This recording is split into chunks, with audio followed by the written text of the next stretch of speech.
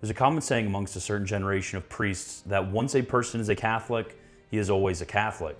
It is basically the Catholic version of once saved, always saved, except that rather than saying that the person is saved no matter what they do, these priests say that a person is a Catholic no matter what they do. It is unclear where this phrase comes from, but it is almost certainly originally an anti-Catholic phrase. It was used as a derogatory saying against Catholics who left the church, in order to indicate that they would always retain their loyalty to the church, especially in comparison to the loyalty to other things, such as the nation. As a random example from a Protestant newspaper from 1925, quote, "Something does hold Catholic people strongly loyal to their church, and we can but think that the strict and constant teaching of children and young people from infancy, and the habit of giving the church the very first place in their plans, have something to do with that loyalty which means once a Catholic, always a Catholic," end quote. From then, others tried to interpret this phrase in a proper sense, attempting to state that the phrase simply referred to the continual obligations that the baptized have to the church and to the authority of the church over them. A study of Catholic immigration in the United States, in attempting to delineate the extension of the term Catholic, invokes the principle like this, quote, "The principle once a Catholic, always a Catholic, in the sense that an apostate Catholic cannot profit by his apostasy to claim thereafter exemption from the laws of the church, is a recognized principle of canon law," end quote. Others, rather than making a point about the juridical status of the baptized, attempt to make a sacramental claim about the continual presence of the baptismal character. While both the continual subjection to the church by the baptized and the continual presence of the baptismal character in the baptized are, of course, true and dogmatic, they are both misleading. It is misleading due to calling either of those individuals Catholic, and has done severe damage to common understandings of ecclesiology as taught by the popes and explained by theologians. But before we get into that, I wanted to remind you of my Patreon. Scholastic Answers is funded mostly by donors, so I'd appreciate any support I can get. Please check out the link below. First, in order to understand the line of reasoning given here by the popes, we have to start with something more fundamental. What is meant by being Catholic? As we saw above, there were a few senses given to the term Catholic that are quite unnatural and misleading. Some use the term Catholic in order to indicate subjection to the church. But in what sense do those subject to the laws and obligations of a society suddenly become labeled by the name of that society? I'll give an example. If I travel to France and am subject to the laws of the French government, am I suddenly a Frenchman? Obviously, such a use of language would be absurd. It's an abuse. Others use the term Catholic in order to indicate the continual presence of the sacramental character in the soul that follows after baptism. Yet, even this is a strained use. The sacramental character is a certain power of the soul which deputes individuals to worship God. Does this sacramental character make somebody Catholic? No. The purpose of the sacramental character is not the incorporation of the individual into the church. This is something we will return back to in a minute. Well, what is the most natural use of the term Catholic then? A member of the Catholic Church. If I'm French, I'm a French citizen. Simply being ethnically French, living in France, or being a Francophile does not make me French. I need to be a citizen of France to be French in the proper sense of the term. In an analogous manner, what does it mean to be Catholic? To be a Catholic means that one is a member of the Catholic Church. Just like the French or German or American nations are public societies with a distinct group of people, distinct laws, leadership, etc., so also is the Catholic Church a distinct group of people with distinct laws and a distinct hierarchy. It has become popular, in order to solve certain difficult questions surrounding the necessity of the church for salvation, to cease speaking about the church as a visible society with visible membership. It has become popular to speak of the church as some sort of invisible reality, having nothing to do with the visible institution. How does one become a member of the church? We can easily explain this analogously to any other visible society. If I wanted to become a citizen of Germany, how would I become German? It is a straightforward process. I would go through some period of preparation as determined by the authorities of the German state. Then I would have some sort of public ceremony as determined by law, which would also include some sort of public act of allegiance to the German state, and public agreement to the principles upon which the German state is founded. This is similar to the membership in the Catholic Church. The first step in becoming a member of the church as an adult is to enter into catechesis. A catechumen is not a Catholic, not a member of the Catholic Church. He is preparing to become a member of the Catholic Church, to become a Catholic. After a period of preparation, there is some sort of public ceremony that incorporates him into the church. This involves three elements. First, there is the rite of entry, which is baptism. Second, there is the profession of allegiance to the hierarchy, which is analogous to the allegiance to the state. Third, there is a profession of faith, which is analogous to the agreement to principles. Hence, Venerable Pius XII states that, quote, "Only those are included as members of the Church who have been baptized and profess the true faith," end quote. Now that we have determined what it means to be Catholic, a member of the Catholic Church, it is quite easy to determine what will cause one to be a non-member of the Catholic Church. First and foremost, the rite of initiation is never repeated. It is a truth of faith that baptism is never repeated. Second, public authority has the obligation and right to determine who belongs to the society, which they are over and when. Hence, any society can revoke citizenship from one of its members. In the Church, we call this revoking of membership in the Church excommunication. Someone may immediately ask, but what if it is an unjust excommunication? We know that, like any other stripping of citizenship, excommunication should only be done for a crime. Here we must recall the distinction between legal validity and justice. If a public authority strips citizenship from someone, they are no longer a member of that society. Whether or not their citizenship was stripped for a good reason or not, this does not matter, since they have the legal authority to promulgate legally valid acts. Unlike the question of the legal validity of unjust laws, which are null, such administrative acts are valid, regardless of their justice. If you get unfairly fired from your job, you no longer have a job. If you get unfairly stripped of your citizenship, you are no longer a citizen. If you get unfairly excommunicated, you are no longer a member of the Catholic Church. Third, beside excommunication, there could also be a violation of the profession that was made, whether the solemn promise of unity with the pastors or the solemn profession of the Catholic faith. If to be a member, there must be a public profession of faith, then to violate this public profession of faith in union would, with equal efficacy, remove one from membership in the Church. Someone may immediately ask, but what if the heresy or schism are not culpable, that is, merely material heresy or schism? Even this does not matter according to the vast majority of theologians, in order to keep visible membership in the Church visible. In order to understand why this makes sense, let's take the opposite. Let's say someone joins the Church and makes the profession of faith, but they don't really mean it. Is that person a member of the Church? Obviously. They've been united as a public member in a public manner to some society. Why would whatever internal acts they did or did not matter?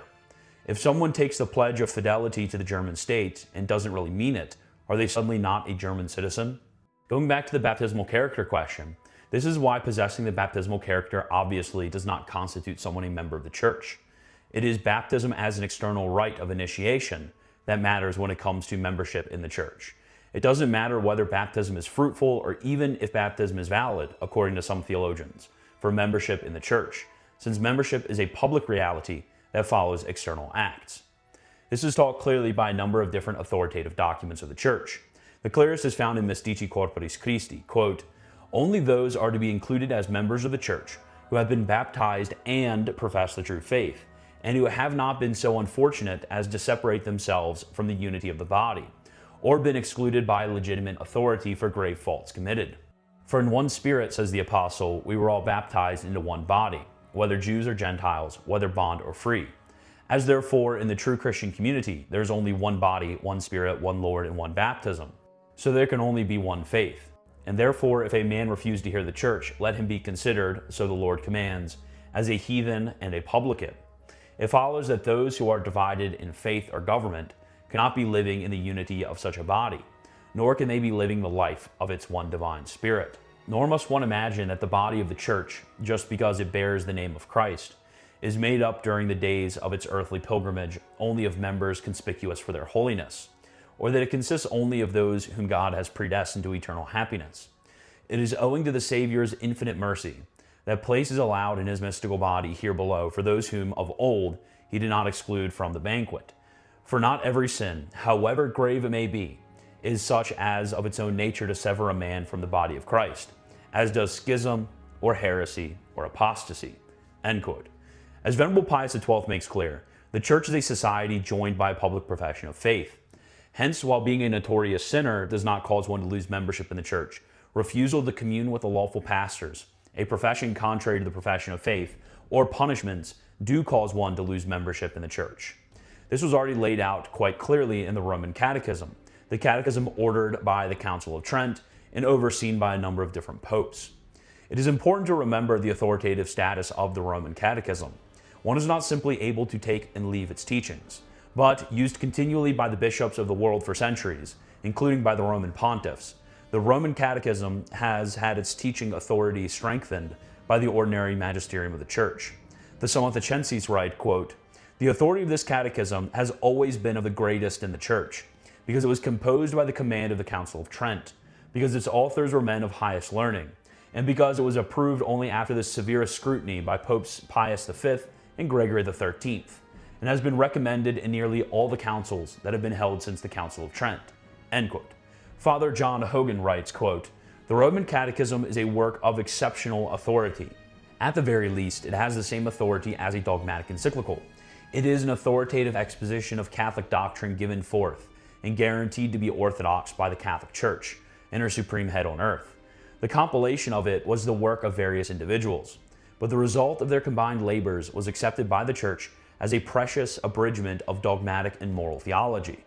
Official documents have occasionally been issued by popes to explain certain points of Catholic teaching to individuals or to local Christian communities, whereas the Roman Catechism comprises practically the entire body of Christian doctrine and is addressed to the whole Church. Its teaching is not infallible, but it holds a place between the approved catechisms and what is de fide." End quote. In the Roman Catechism, the same thing is said as was said above by Venerable Pius XII.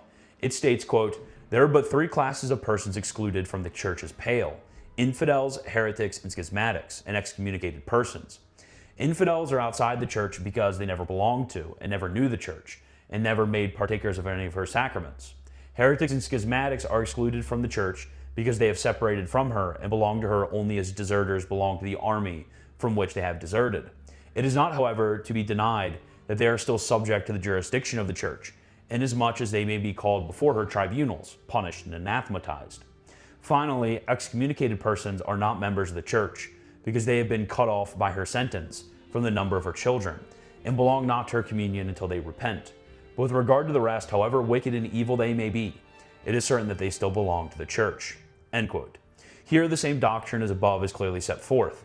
Those and only those who are baptized and profess the true faith in union with the lawful pastors of the Church, free from excommunication, are members of the Church. To add another note, it is important to remember that, according to many eminent theologians, including St. Robert Bellarmine, each of these are in reference to the external acts, and culpability is not what is at play here. As a famous example, Pope Innocent III answered a question about an invalidly baptized priest, judging that he was a member of the Church, and hence requiem masses could be offered for him. It does not matter whether the baptism is valid or invalid, whether the sacramental character is present on the soul or not, since membership of the Church is a public reality, since the Church is a society. This will help us in discovering why there are so many resistant to this doctrine. For beside the idea of membership, we have other parallel notions. Sometimes we hear about incorporation into the Church, being in the Church, being joined to the Church, being a subject of the Church, etc. Each of these notions are distinct, but it is important to make two notes from the preconciliar era in order not to misinterpret the sense of the conciliar texts themselves. First, there is a distinction between a subject and member of the Church. To be a subject of the Church is to have certain legal obligations to the Church that flow from your former membership in the Church. The word subject simply indicates these individuals over whom the hierarchy of the Church has authority in forming ecclesiastical laws. This goes beyond mere membership in the Church. All the baptized are subjects of the Church, since certain obligations are taken by being baptized, whether through oneself or even through one's godparents. Second, there's a distinction between being joined to and having union with the Church and being a member of the Church. This perhaps is one of the most intuitive, yet most misunderstood concepts in ecclesiology, and is responsible for some of the greatest confusion about preconciliar teaching. Even before the Second Vatican Council, there were many theologians who taught errors, which were ultimately excluded by Venerable Pius XII. These theologians taught that there was no need to have union with the body of the Church, but only to have union with the soul of the Church. While there is nothing wrong with the analogy between the body and the soul of the Church per se, especially since it goes back as far as St. Robert Bellarmine's answer to this question, but this particular application is false. Rather than speaking of union with two distinct parts of the Church, or with two distinct groups, that is, the body and soul, what won out is the older distinction between two distinct modes of union with the body of the Church, whether joined to the Church in act or in desire. The second group would argue that to be joined in act is analogous to the body, and desire is analogous to the soul, not that there are two forms of membership. To illustrate this difference, let's take a stock objection about catechumens and salvation outside of the church, and show how either would answer this question. Objection. First syllogism. In order to be a member of the church, one must be baptized. Now, catechumens are not baptized. Therefore, catechumens are not members of the church. Second syllogism. According to the principle extra ecclesiam nulla salus, only members of the church are saved. Now, catechumens are not members of the church. Therefore, catechumens are de facto not saved. According to these two ecclesiologies, there are two ways in which one could respond to this objection. According to those who make a sharp distinction between membership in the body and soul of the church, they begin by distinguishing premises in the first syllogism. They would distinguish the meaning of the word church. Here the argument would go like this. First syllogism. In order to be a member of the church, that is, the body of the church, one must be baptized. Now, catechumens are not baptized. Therefore, catechumens are not members of the church, that is, of the body of the church. Second syllogism. According to the principle extra ecclesiam nulla salus, only members of the church are saved, that is, members of the soul of the church. Now, catechumens are not members of the church, that is, members of the body of the church. Therefore, catechumens are de facto not saved. They would state that the second syllogism has a fundamental equivocation. While we speak of catechumens as non-members of the church, we're only speaking about the body of the church, according to them. Whereas when we were speaking about extra ecclesiam nulla salus, the ecclesiam is referring to the soul of the church. Now, the second opinion finds this reading to be absurd. Read Florence. It is obvious that the ecclesiam spoken of cannot be interpreted as the soul of the church. In fact, it speaks specifically of the, quote, unity of the ecclesiastical body. Now, the second ecclesiology, following the true sense of St. Robert Bellarmine, would answer the objection differently. First syllogism. In order to be a member of the church, one must be baptized. Now, catechumens are not baptized. Therefore, catechumens are not members of the church. We have no problem with this syllogism and would accept the syllogism in its entirety with no distinction whatsoever. Second syllogism. According to the principle extra ecclesiam nulla salus, only members of the church are saved. Now, catechumens are not members of the church.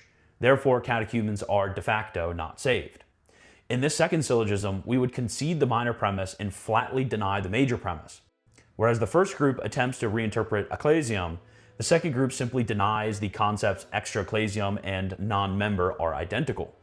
This is obvious in the medieval era, an era that clearly stated the possibility of salvation for those unjustly excommunicated, or for catechumens who die in a state of grace, both groups of which are not members. There is nothing in the text of Florence that would assume that all non-members are extra ecclesiam, and we can easily see from the Florentine Fathers' other teachings that they do not make this assumption at all, as I've just mentioned and proved at length in another article. Hence, to be extra ecclesiam is to not have a union with the church. Is membership in the church the only mode of union? No, of course not. Is citizenship in Germany the only mode of being united to Germany? Of course not. There are a number of different ways, and it would actually be unnatural to only restrict it to one of these ways. Hence, Venerable Pius XII will speak of those non-Catholics who, quote, by an unconscious desire and longing, they have a certain relationship with the mystical body of the Redeemer, end quote. This certain relationship is what has been expounded in such great length by the Second Vatican Council, both on the individual and the social level. It is not to deny the uniqueness of the concept of membership in the church. Rather, it is to keep distinct those notions that ought to be kept distinct and should never be confused. As a final note, it is important to recall that the traditional teaching on various modes of incorporation and union with the church actually assumes the uniqueness of the church, rather than placing it in danger. I'll give an analogy. When we speak of baptism in reality and baptism of desire, the second form is a desire for a certain objective sacramental rite, that is, baptism.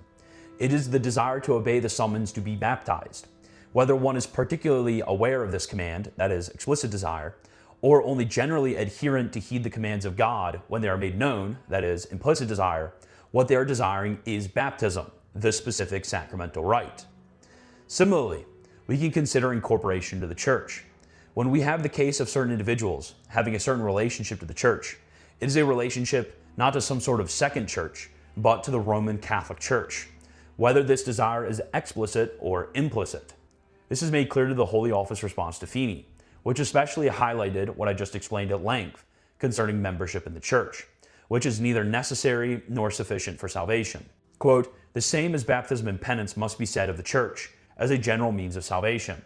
That is why for a person to obtain his salvation, It is not always required that he be de facto incorporated into the church as a member, but he must at least be united to the church through desire or hope. However, it is not always necessary that this hope be explicit, as in the case of catechumens.